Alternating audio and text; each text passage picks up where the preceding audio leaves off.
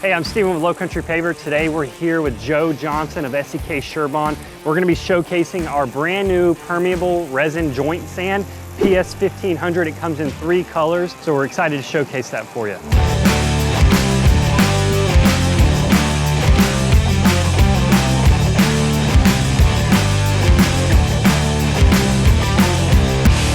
Water is no longer your enemy.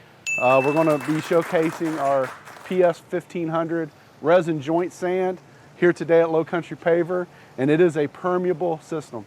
I'm wetting the pavers down. Steven had used a plate compactor to kind of get the area prepped for us today.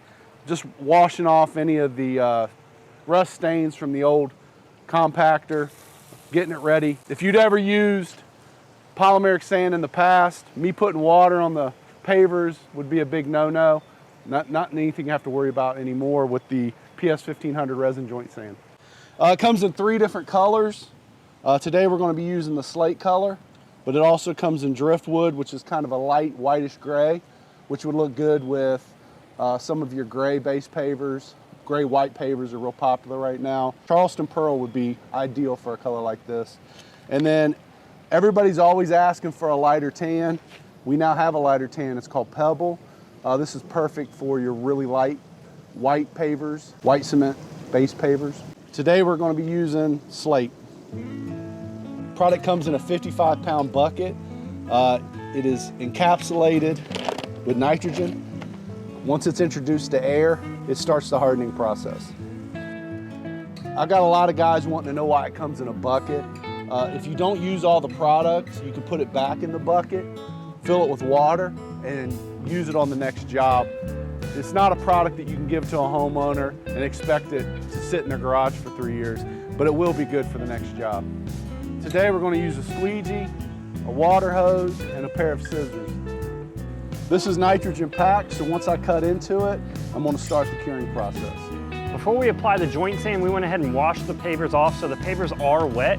If you're on your job site and the product is dry, you can go ahead and apply the sand, but you're going to want to introduce water as you go. If it is raining out, feel free, the pavers are wet, pour the sand on and begin the application process. We're going to go ahead and cut into the product here, and I want to show it to you. It's a nice color, so this color is called slate, so it's a darker gray. It feels almost like a kinetic sand, so it's more moldable, but it is a very fine sand, so that means it's going to fill our joints very, very well. So you're going to get deep joint penetration. It's going to set up very nicely. We're really excited to get going on it.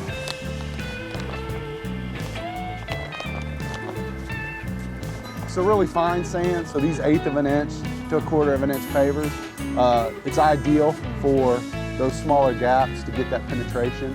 And that's where the water is going to come into play to kind of help us get that penetration. Steven's going to be introducing the water, and I'm going to be spreading it around. And as you can see, it's really getting into those joints nicely.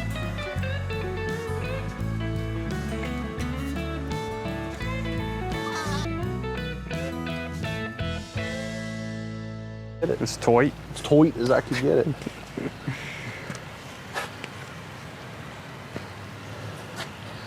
It does look good.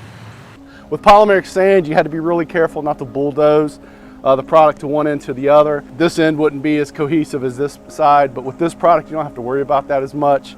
You can really move it around and get it in those joints.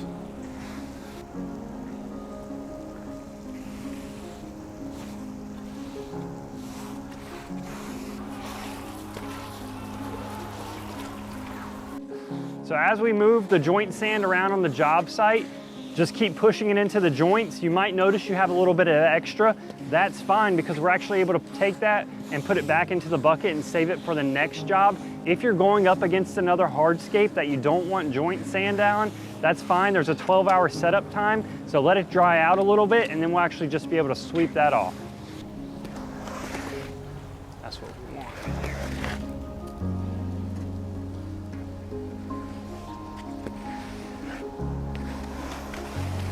So what we're doing now is we're kind of adding a little extra sand in some of those spots that we have developed a little bit of air pocketing just because of the way the paver's sitting on the base. Yeah. So what we're doing now is we're kind of moving the excess from one side to the other. looking for any air pockets so that we can introduce a little bit of extra sand.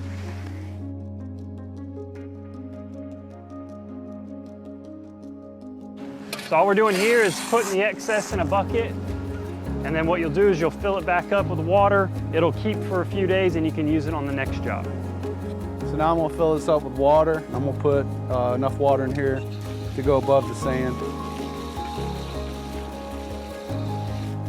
What we're doing now is we're cleaning the surface of the paver with excess water, getting all the residue off the surface of the paver.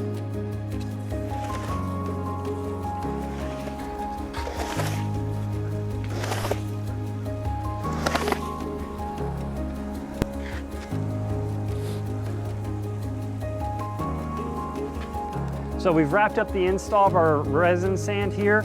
Again, we did this a slate color. This is our Charleston Edgestone product. The color is called Storm Cloud, so that slate really gives a dark joint. There's a 12-hour set time, so you need 12 hours for this to fully set up. If you're expecting or get a heavy rain, you might want to check back on the job site and maybe squeegee it off again so that there's no excess on the surface of the product.